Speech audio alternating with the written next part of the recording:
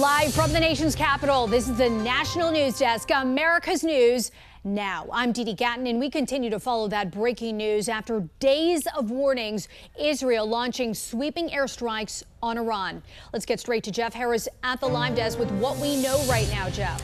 Breaking tonight, Dee, brand new video right here shows the strikes Israel says that are targeting Iran's nuclear sites and also top military, also nuclear scientists. Iranian state television says the head of Iran's paramilitary Revolutionary Guard is now feared to be dead. Iran's state-run news media sharing this video right here of some of the destruction in their capital. Israel has closed down its airspace and moved officials to secret locations in preparation of a retaliatory strike. The Jewish state refuses to be a victim of a nuclear holocaust perpetrated by the Iranian regime. Now, as Prime Minister, I've made it clear time and again, Israel will never allow those who call for our annihilation to develop the means to achieve that goal. Taking a live look at the White House tonight, where President Trump is convening a cabinet-level meeting at this time. Secretary of State Marco Rubio with this statement right here, saying the U.S. was not involved in the strikes and their priority is protecting American forces in that region. Take a look at this map of known U.S. military bases across the Middle East. U.S. officials are preparing for possible retaliatory attacks by Iran, targeting some of these bases right here, which could result in a mass casualty event. The U.S. is warning Iran not to. Breaking news right now, a major military escalation in the Middle East as we give you a live look over Jerusalem this morning. Iran fired dozens of drone strikes that Israeli forces did intercept overnight. This, of course, in response to Israel's wave of airstrikes to destroy Tehran's nuclear program. Retired Army Lieutenant Colonel Robert McGinnis joining us this morning for some more insight on this. Good morning to you, sir. We knew this was coming. The administration ordered Americans out of the Middle East. So what's next? What are you specifically watching for in the next 24 hours? Well, so obviously we're concerned about radiological release from the strikes that the Israelis made, but also the retaliation. We expect that Iran will clearly launch more drones and missiles. And of course, Hezbollah, Hamas, which probably can't do much, but the Houthis might be able to do a little more. IRGC obviously has lost its senior leadership based upon media reports. And so there's a lot of unknowns at this point, Jan. What I'm most concerned about, however, is strikes against U.S. personnel. Of course, we started to remove those personnel through evacuation a couple of days ago, but the Iranians have threatened to attack us. And we have 40,000 troops in the region, plus dependents, and they're all around Iran. So that could be a major issue going forward. You talked about the IRGC, the Iran Revolutionary Guard. We know now that there are reports that the head of the IRGC was killed, as well as the chief of the country's military. What does that mean for Iran's defense forces? Who is leading those forces now? Well, just like every military, someone is the second in command will step forward. When we struck Soleimani under the Trump 1 administration in Baghdad, clearly there was an echo across that region and retaliation took place. But as far as IRGC's capabilities, they run all the armed forces. There's no doubt about that, and they'll continue to do so. But they will strike out, and they do have capabilities all over the region. Whether or not they're going to be able to touch us, I think is an issue that's unresolved. Keep in mind, a week ago, we redirected from what was going to Ukraine thousands of anti-drone capabilities into the Middle East, and in anticipation of what we've just seen. Lieutenant Colonel, Prime Minister Benjamin Netanyahu said the attacks will continue for as many days as it takes, because he said, quote, "We cannot leave these threats for the next generation." He said, "When the enemy develops the capabilities to destroy you, stop him." As we know, there's been plenty of reports that reveal Iran had enough uranium, they'd enriched enough uranium to build nuclear bombs within days. So talk about the seriousness of this, especially in the hands of the world's largest state sponsor of terrorism. You know, well, they've threatened to destroy Israel and attack the United States, albeit with nuclear weapons, which is why Mr. Trump and Prime Minister Netanyahu have made it clear that Iran would not become a nuclear state. Keep in mind that what Netanyahu said earlier this morning, Israel time, the Iranians were believed to have enough enriched uranium for at least 9 weapons, and they have plenty of ballistic missiles. We're not sure they could, mate the two, the nuclear weapon with a missile, but we're not taking any chances. And so Netanyahu said, no, the time is ripe, we must strike, and they did, and they'll continue to strike until they believe the Natanz and other nuclear facilities are put totally out of action. So we'll have to wait and see. How should the U.S. respond? And at what point do we go in to protect Israel, to protect ourselves from one of our biggest enemies? Well, we must respond by being very vigilant against any attacks on our facilities, because we've lost hundreds of U.S. service members over the years in the Middle East. So we will resupply Israel with some critical munitions, no doubt. We'll continue to use the USS Vincent, which is in the Arabian Sea just south of the Persian Gulf, and it can provide air cover to our facilities. Certainly our other naval facilities out of Bahrain will no doubt exit the port to keep it safe from strikes by IRGC and the like. So there are a lot of things that we must do to heighten security, but at the same time, we're hopeful that perhaps the Iranians will follow through and actually provide a counter-proposal that we can live with on Sunday, as was previously So arranged. you think the talks are still on? You think that we still are going to have talks with Iran? I think it's in Iran's interest to do this. Clearly, their sponsors, Russia and China, will have a voice here. I think China and Russia want to stabilize the region, and especially China, which is really dependent upon Iranian oil at the tone of 3 million barrels a day. So they want to see something to stabilize the region once again. Retired Lieutenant Colonel Robert McGinnis, we appreciate you joining us this morning, and thank you for your service to our country. Thank you. I'm Atra El-Nashar in Washington. President Trump spending hours in the Situation Room with his national security team Friday as Israel and Iran launched additional missiles at one another. Soon after news broke Thursday night of Israel's strikes on Iran, the Trump administration issued its first comment stressing, "We are not involved." A close ally to Israel and in the middle of nuclear talks with Iran, the U.S. was already in a position to be pulled into what comes next. Iran suspending talks with the U.S. indefinitely, claiming the attacks were carried out with the cooperation, coordination, or at least they say a green light from the United States, saying the U.S. must be held accountable. President Trump telling Reuters, "We knew everything and I tried to save Iran humiliation and death. I tried to save them very hard because I would have loved to have seen a deal worked out. They can still work out a deal, however. It's not too late." Members of Congress are wary of a regional conflict breaking out, but are showing different levels of concern about U.S. forces getting involved. Republican Senator Lindsey Graham says Iranian officials who survived Israel's initial strikes should agree to abandon their nuclear program. Quote, "If not, America, the greatest power for good on earth, should be all in to help Israel finish the job." Top Democrat on the Senate Armed Services Committee, Jack Reed, calling Israel's actions a reckless escalation. He says, "I urge both nations to show immediate restraint, and I call on President Trump and our international partners to press for diplomatic de-escalation before this crisis spirals further out of control."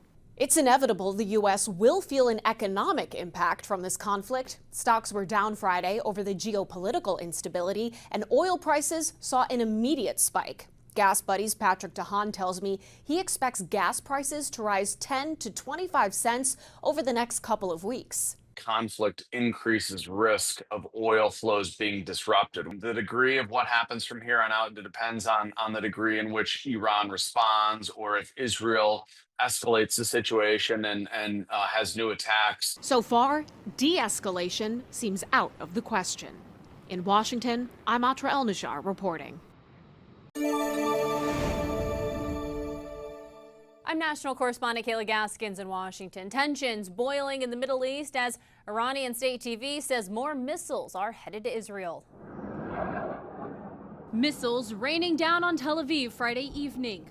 Iran delivering an anticipated counterpunch in response to Israel's initial strike hours before. It started with Israeli drones emerging from a secret base built by Israel on Iranian soil. These drones crippled Iran's aerial defense system, opening the skies for Israel's Air Force to fly in and strike the heart of Iran's nuclear program. The attack also killed Iran's leading nuclear scientists and top military commanders. We spoke with Israeli Brigadier General Amir Avivi. Do you think Netanyahu would have gone forward with this attack without a green light from President Trump? I think he would, because this is really existential, but I'm glad that President Trump understands exactly what we're facing. Israel saw a window of opportunity and took it. Iran's terror proxies that once sat menacingly on Israel's borders have been systematically reduced since the October 7th attack. And there was an understanding that if we launch an attack on Iran, we have to fight all the proxies. Hamas is hanging on to its existence by a thread in Gaza. Hezbollah is not doing much better in Lebanon. While the Houthis are still firing missiles, they're also weak, in part thanks to strikes by the U.S. The Iraqi militia are in disarray, and the Syrian regime that supported Iran toppled. So yes, Iran is pretty alone, and this is why Iran is trying to move faster towards nuclear capabilities, and Israel is not going to let them do that. Tehran announced Israel's actions amounted to a declaration of war, something Danny Citronowitz, an Iran expert we spoke with after the attack, agrees with. We are in a war with Iran. It's not a campaign, it's not a fiction, it's a war. We have to be very cautious right now because we're only on the beginning stages of probably a long campaign. And operationally, yes, we have the upper hand, but strategically, we can find ourselves in the lower hand. Directly before Iran's counterattack, Iran's Ayatollah gave a speech on Iranian state TV, saying, quote, "Strong action should be taken and will be taken. We will have no leniency." In Washington, I'm Kayla Gaskins. We continue to follow the breaking new developments in the Middle East. Joining us now to discuss, combat technology expert and spectrum engineering and policy vice president Louis Libin. Talk to me first about the weaponry used on both sides here, Louis. Perfect. Thank you, Didi. I really appreciate that. So on the Iranian side, what they're using is non-specific ballistic missiles, meaning they're going for the most coverage to do the most damage that you can see, as you're showing in the background over there. Israel is doing something that's completely different and has never been done before. So Israel, to begin with, they did they did the final build of drones within Iran.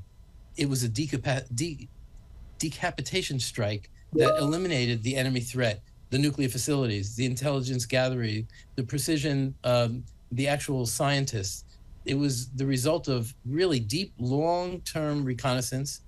Israel didn't make use of their own fifth column except through some of the people, but they also have done completely new weapons that have never been used before, something called effects-based operations. The strike was planned to disrupt the logistics and the morale of the Iranian people rather than just simply destroying targets and killing people. Right. Some of it was intended to neutralize Iranian C-3 nodes. But the most amazing weapons that we use are AI related. We all talk about AI.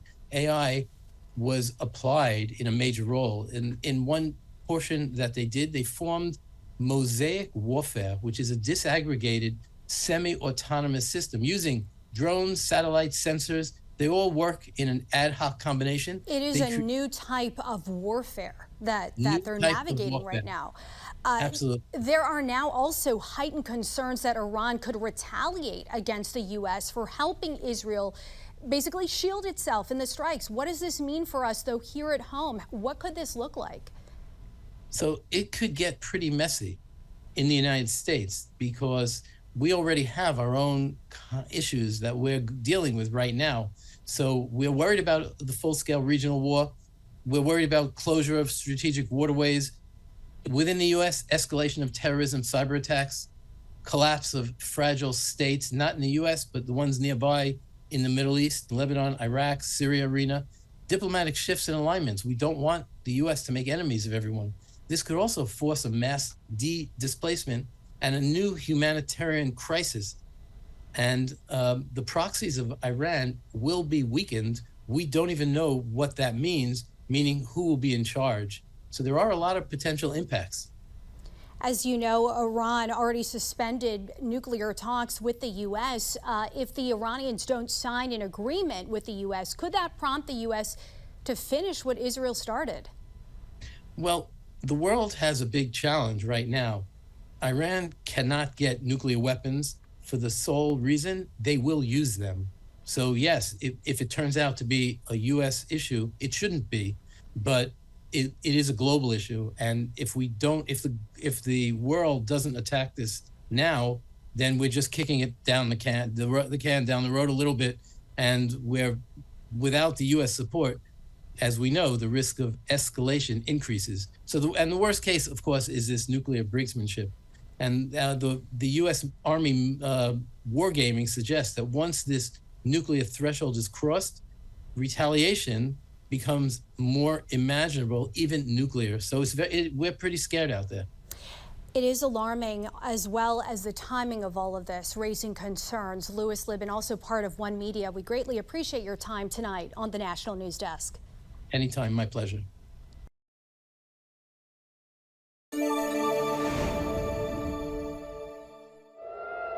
The fight between Israel and Iran lighting up the Middle East.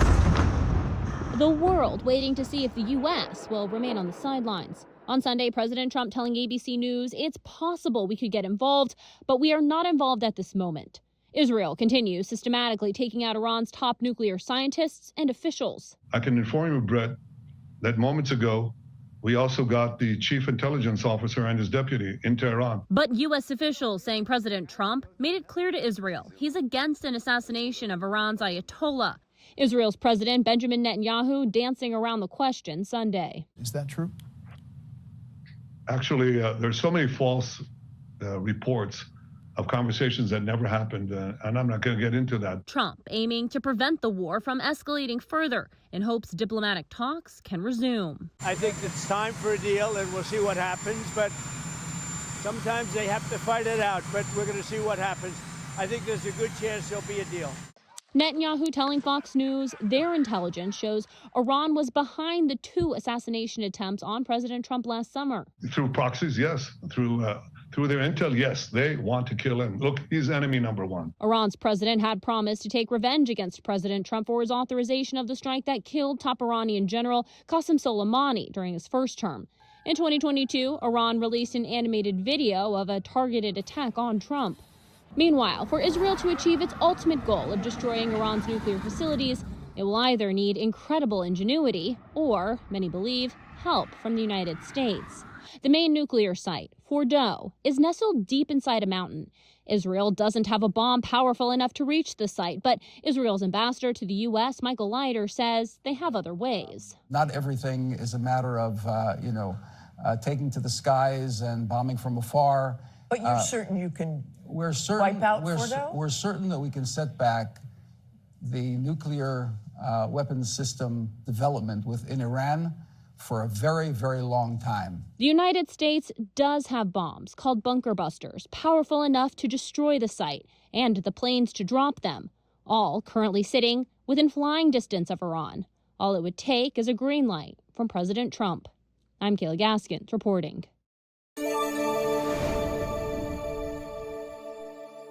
I'm national correspondent Kayla Gaskins in Washington. President Donald Trump will reportedly not join the other G7 leaders in signing a joint statement calling for the de-escalation of fighting between Israel and Iran. The fighting between Israel and Iran intensifying Monday. An Iranian strike killing at least 8 in Israel. An Israeli strike hitting the Iranian state TV studios during a live broadcast. President Trump answering questions about the conflict from reporters at the G7 summit in Canada. It's painful for both parties, but I'd say Iran is not winning this war. And they should talk, and they should talk immediately before it's too late. Until now, the U.S. has largely waited in the wings of the conflict, jumping in to help Israel's defense, but refraining from any offense. What would it take for the U.S. to get involved in this conflict militarily? I don't want to talk about that. The U.S. is currently rapidly moving military assets to the Middle East, rerouting an aircraft carrier, bringing the total to 2 now in the region, and deploying dozens of additional aircraft to U.S. bases in Europe. Trump pointing out he's already given Iran 60 days to make a new nuclear deal. Israel, meanwhile, has taken control of the skies over Tehran and is expanding its targets, striking Iran's energy facilities, manufacturing plants, government buildings, and even a regional airport. This shift spurring some analysts to predict Israel's aiming at a full regime change rather than just destroying Iran's nuclear program. Iran says Israel's strikes have already killed more than 200 people. Iran punching back, some of its missiles slipping past Israel's aerial defenses. Iran also says they've shot down 3 Israeli F-35 fighter jets and captured a female pilot. The IDF denies this.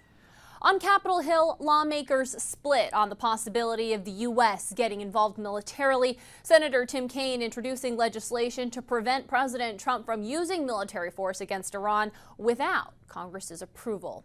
In Washington, I'm Kayla Gaskins. President Trump said Iran is not winning its conflict with Israel. Last Friday, Israel launched what it called a preemptive strike on Iran's nuclear program. Iran responded with a barrage of missiles aimed at Israeli targets. The fact-check team's Janae Bowens is joining us now. So let's back up to the last Iran nuclear deal. As you know, Trump was a vocal critic of that. Exactly, Dee Dee. So the original Iran nuclear deal was signed in 2015 under former President Barack Obama. Now, this was to prevent Iran from building a nuclear bomb. In exchange for sanctions relief, Iran agreed to limit the amount of nuclear material it could produce and store.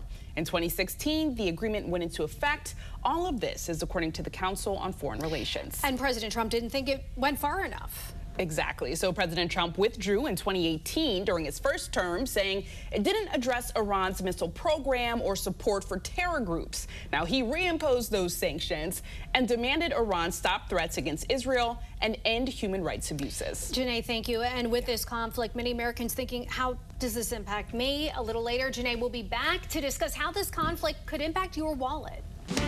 Israel has expanded its attacks on Iran, striking military targets and ordering evacuations into Iran. This escalation is the deadliest between the two countries to date. The fact-check team's Janae Bowens is back to discuss.